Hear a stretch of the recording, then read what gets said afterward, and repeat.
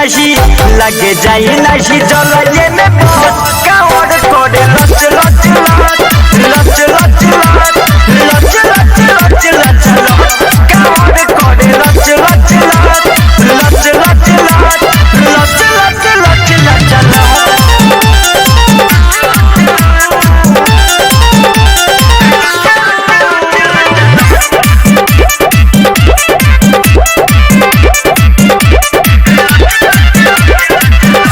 लचक होता कांवर जल जाता झलक हो भारी रहे कांवर जल लगता हलक एबो लचक होता कांवर जल जाला झलक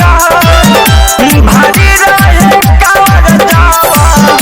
लगता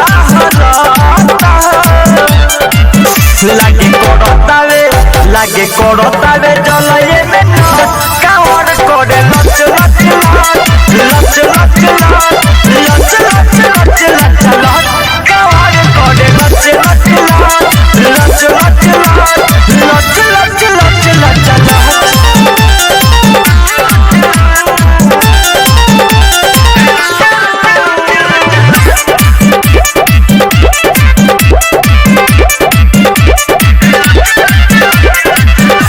कैसे के जाई जलवा भोला जी के पास हो घरवा से अइले बाबू साहेबा लेके आस कैसे के जाई जलवा भोला जी के पास घरवा से अइले बाबू साहेबा लेके